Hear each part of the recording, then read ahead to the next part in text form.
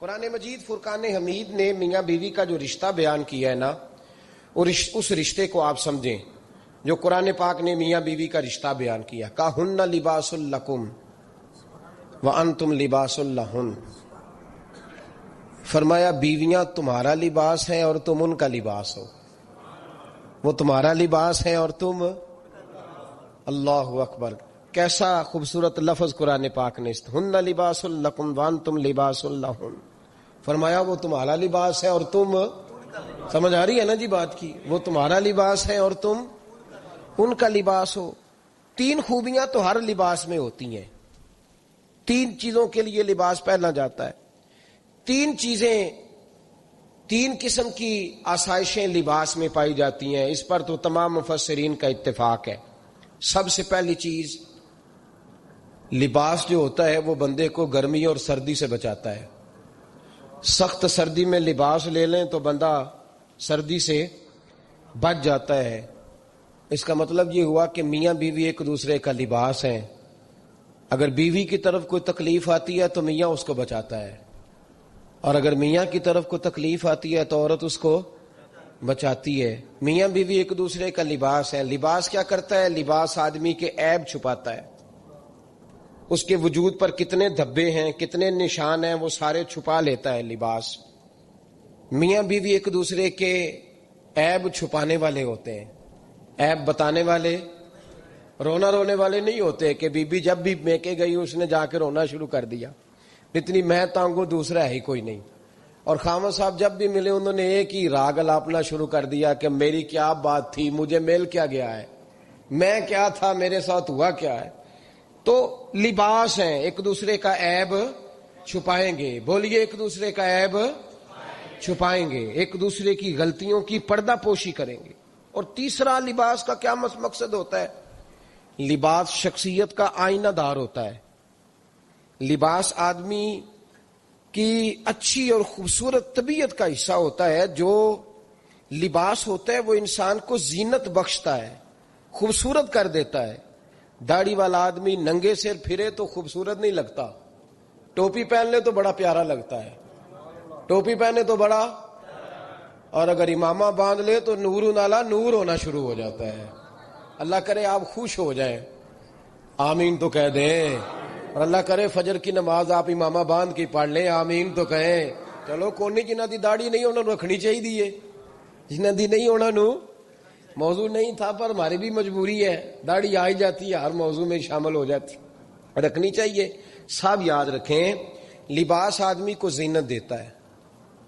قرآن مجید کے لفظوں پہ غور کرو، اگر تو شادی کے بعد بیوی کے آنے کی وجہ سے خامد کو سکون نہیں ملا تو اس کا مطلب ہے اس نے گھر کو زینت نہیں دی، اور اگر شادی کے بعد اس بچی کو تحفظ نہیں ملا، اس کو اپنے گھر کے اندر سکون نہیں ملا، تو اس کا مطلب ہے خامد نے اسے زینت، اس لباس نے زینت نہیں دی۔ میاں بیوی ایک دوسرے کا لباس ہے، اس مقدس رشتے کو اسلام نے باندھا، اور لباس کہہ کے باندھا۔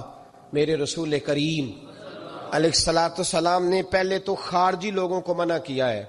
میری ذاتی رائے یہ ہے کہ میاں بیوی کی ذاتی لڑائی کوئی بھی نہیں ہوتی، ذاتی لڑائی، میری باتوں کی سمجھ تو آ رہی ہے نا آپ دوستوں؟ کوئی نہیں آ رہی؟ اللہ جزا دے آپ۔ میاں بیوی کی ذاتی لڑائی کوئی نہیں ہوتی۔ ہوتا پتہ کیا ہے؟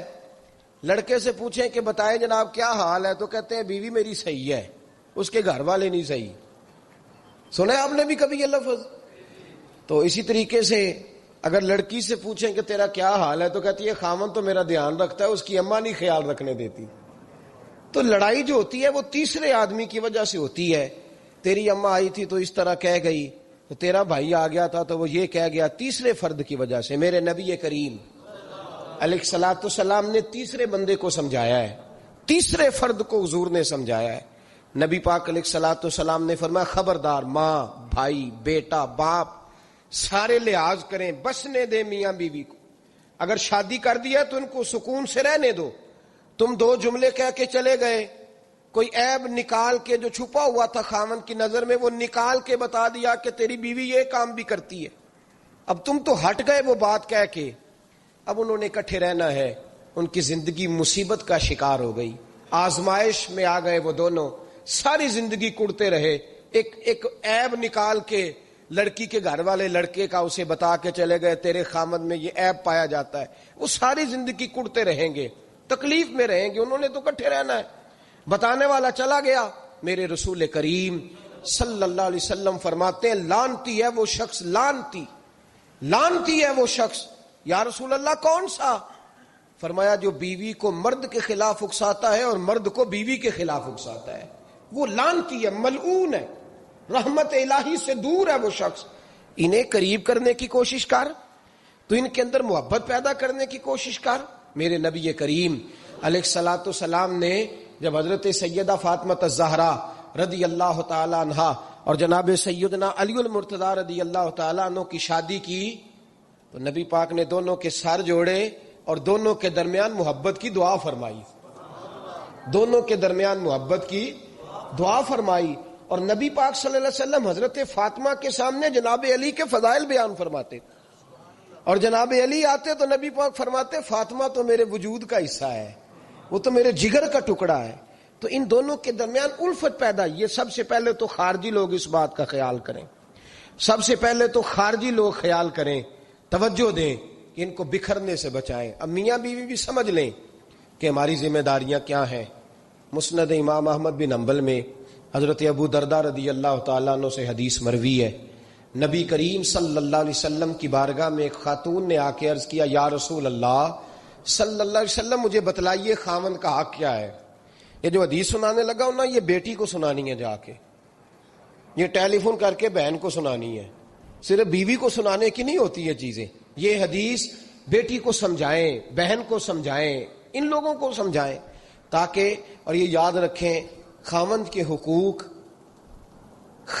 حقوق اگر بچی کے گھر والے اسے سکھائیں نا تو اس کی سمجھ میں جلدی آ جائیں گے، اور بیوی کے حقوق اگر خاوند کے گھر والے اس کو سمجھائیں تو اس کی سمجھ میں بات جلدی آئے گی، وہ خیر خواہ سمجھتے ہیں اپنے رشتہ داروں۔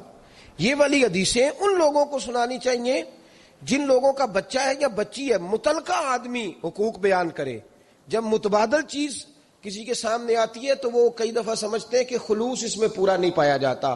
حضرت ابو درداء رضی اللہ تعالیٰ عنہ فرماتے ہیں ایک خاتون حضور کی بارگاہ میں آئی، عرض کرنے لگی یا رسول اللہ صلی اللہ علیہ وسلم میں نکاح کرنا چاہتی ہوں، شادی کرنا چاہتی ہوں، مجھے بتلائیے خاوند کا حق کیا ہے، اگر تو میں ادا کر سکتی ہوں تو میں نکاح کروں، ورنہ میں اس کام سے بچوں۔ میرے نبی کریم علیہ الصلوۃ والسلام نے فرمایا بی بی اگر خاوند کے ناک سے رینٹ نکلے، ریشہ نکلے، پیپ بہے اس کی ناک سے، اور بی بی اپنی زبان سے وہ صاف کر دے تو پھر بھی اس کا حق ادا نہیں ہوتا۔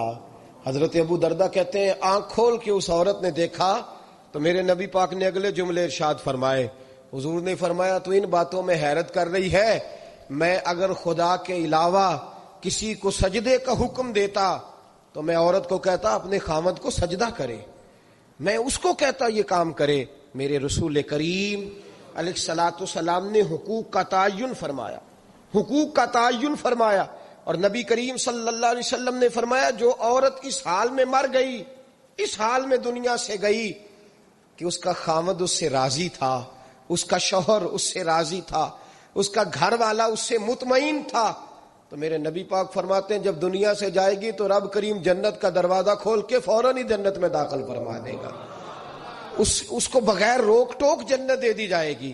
شرط یہ ہے کہ وہ جب دنیا سے جائے تو اس حال میں جائے کہ اس کا خاوند اس سے شکوے نہ کرتی پھرے، شکایتیں نہ کرتی پھرے، شکایتیں نہ کرے۔ ہمارے زمانے میں شکایتیں ہوتی ہیں اور خواتین، عورتیں اس بات کو سمجھتی نہیں کہ اللہ نے جو میرے نصیب میں رکھا تھا اور جو خامد رب نے میرے لیے پسند کیا تھا وہ اللہ نے مجھے عطا فرما دیا ہے۔ وہ شکوے کرتی ہیں، شکایات کرتی ہیں، اور دوسری عورتوں کو سامنے رکھ کے وہ فلاں کے حصے میں یہ چیز آئی، فلاں کے حصے میں یہ چیز آئی، فلاں کا خامد یوں کرتا ہے، شکوہ کرتی ہیں۔ میرے رسول پاک علیہ السلام نے فرمایا عورتیں کثرت سے جہنم میں جائیں گی، کثرت سے۔ تو ایک صحابی رو پڑے، ایک حدیث میں لفظ یہ ہے رو پڑے، عرض کرنے لگے یا رسول اللہ وہ ہماری مائیں بھی ہیں، بیٹیاں بھی ہیں، بہنیں بھی، حضور جہنم میں جائیں گی؟ نبی پاک صلی اللہ علیہ وسلم نے فرمایا ایک تو وہ عیب جوئی کرتی ہیں، غیبتیں کرتی ہیں، دوسرا رب کا شکر ادا نہیں کرتی، اور تیسرا فرمایا اپنے خاوند کا بھی شکریہ ادا نہیں کرتی، بات بات پہ ناشکری کرتی ہیں، بات بات پہ ناشکری کرتی، اس سبب سے جہنم میں جائیں۔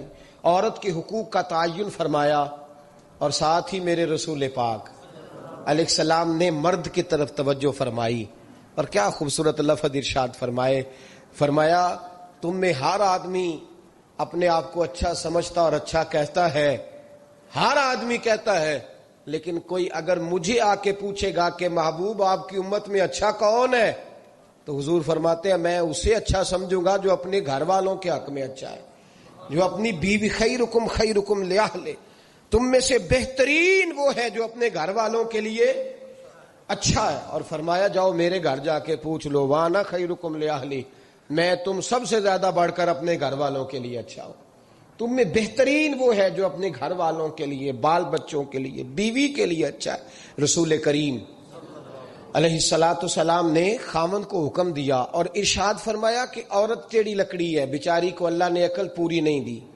ایک بچہ چھوٹا ہوتا ہے، ہمیں پتہ ہوتا ہے کہ اس کا شعور پورا نہیں، اگر کوئی غلطی کرے تو کیا اسے نکال دیا جاتا ہے گھر سے؟ بولے، چھوٹا بچہ ہے، وہ کئی دفعہ بڑا نقصان کر دیتا ہے، آپ کیا کہتے ہیں؟ اسے مارتے ہیں، کلاڑی لے آتے ہیں اس کے لیے؟ اس طرح کرنا چاہیے، اس کے ابے کو بلا لینا چاہیے، بےزتی کرنی چاہیے پنچایت میں بٹھا کے کہ یہ غلطی کی ہے تیرے بچے نے۔ بھائی دادا یہ کام کرتا ہے؟ بولے نا، کیوں نہیں کرتا؟ وہ کہتا ہے ہمارا بچہ نہ سمجھ ہے، اپنا پوتا ہے، ہمارا اپنا ہے، اگر ہم اس کا باہر نکالیں گے تو بڑا کام غلط ہو جائے۔ لیکن وہی ابا جی جب بہو کوئی غلطی کر بیٹھتی ہے تو پنچایت بلاتے ہیں، لوگوں کے سامنے معاذ اللہ تعالیٰ بڑی کڑوی کسیلی باتیں کرتے ہیں، ایسی باتیں کرتے ہیں کہ جو ان کی بیٹی کے بارے میں کہی جائے تو وہ کبھی پسند نہ کریں، اتنے سخت جملے کہے جاتے ہیں، بیٹی والے کو رسوا کیا جاتا ہے۔ میرے نبی کریم علیہ السلام نے فرمایا یہ ٹیڑھی لکڑی ہے، بیچاری کو اللہ تبارک و تعالیٰ نے اپنی حکمت کے تحت عقل عادی عطا فرمائی ہے، تم اگر چاہو گے سیدھی کرنا تو یہ ٹوٹ جائے گی، سیدھی نہیں ہوگی۔ حضور کیا کریں؟ فرمایا اس کے ساتھ گزارا کرو، اللہ تمہیں اجر عطا فرمائے گا، اس کے ساتھ وقت گزارو، اللہ تمہیں اس کا، یہ ذہن بنانا چاہیے خاوند کو کہ یہ، اور خاوند کی ذمہ داری ہے۔ اعلیٰ حضرت رحمۃ اللہ علیہ نے فتاوی رضویہ کی 24ویں جلد میں بالتفصیل لکھا ہے، آپ فرماتے ہیں خاوند کی ذمہ داری عورت کو کپڑا فراہم کرنا، روٹی فراہم کرنا، رہنے کے لیے گھر دینا، نان نفقے کا خیال کرنا، اور آپ فرماتے ہیں اگر وہ مطالبہ کرے تو ہفتے میں ایک دن اس کے ماں باپ سے ملانے بھی لے جا سکتا ہے، ہفتے میں، جی کوئی نہیں بول دے تسی، ہفتے چ نہیں، یہ نہیں صحیح لفظ، ہر ہفتے اے سوکھ ہے، کدوں ملان کرنا ہے؟ پاویں نہ بولو، گل جڑی سچی ہو تے سچی ہے، ملان کدوں لے جانا ہے؟ اچھا اپنی اما نو روز ملدا ہے سویرے شام، تے وہ کہندی مینوں بھی اما نو ملا لیا، تے کہندا روز نہیں جائیدا، تو تم ہی نہ ملا اپنی اما نو روز بھائی۔ لیکن نا اعلیٰ حضرت فرماتے ہیں ہفتے میں ایک دفعہ ماں باپ سے، بولے، بیٹی کا پیار ماں باپ سے زیادہ ہوتا ہے کہ بیٹے کا؟ لو تو سارے نو پتا ہے، یعنی تسی گھٹ کر دے ہو نا، تاں بیٹی دا نام لیا جے، صحیح بات کر رہا ہوں؟ تو جس کا پیار زیادہ ہے اس کو روک دیا، کہتے نہیں روز نہیں جائیدا، سال بعد جائیں، بلکہ ان تے اللہ خیر کرے، اللہ پاک فضل کرے، داماد صاحب کی عزت ہی نہیں نہ ہوتی، اس کو آنکھوں پہ بھی اٹھائے تو کہندے تیرے گھر دے میری عزت نہیں کر دے، پتہ نہیں ان تو عزت بھائیا کیڑی شے دا نام رکھیا ہے، وہ کیڑی ہے جڑی تینوں چاہیے، اللہ ہی بہتر جانتا ہے۔ عزت نہیں کرتے تو لہذا میرا پروٹوکول نہیں، پھول لے کے کھڑے نہیں ہوتے گلی میں، وہ باہر نہیں نکلتے، وہ اشتہار نہیں چھاپتے کہ داماد صاحب آ رہے ہیں، اور ویسے بھی میں کہاں جاؤں، مطلب یہ کہ چپس بھی نہیں ہے، انہوں نے سنگ مرمر بھی نہیں لگوایا ہوا، تو میں کیسے جاؤں، میری شان کے خلاف۔ اعلیٰ حضرت فرماتے ہر ہفتے وہ بیٹی جو ہے، تو بیٹیاں بیٹیاں ہوتی ہیں، اور یہ تو اس دن پتہ چلتا ہے نا جب اپنی بیٹی بندہ ڈولی میں ڈالتا ہے، پھر پتہ چلتا ہے کہ دل کرتا ہے ہر ہفتے اس کو ملنے کو، دل کرتا ہے کہ وہ آئے، چہرہ دکھائے، ایک دفعہ مل جائے، ہر ہفتے اس کو ملوانے لے کے جائے، اس کی غلطیاں معاف کرے، اس کے عیبوں پہ پردہ ڈالے، اس کی کوتاہیوں کا خیال کرے، اس سے درگزر کرے۔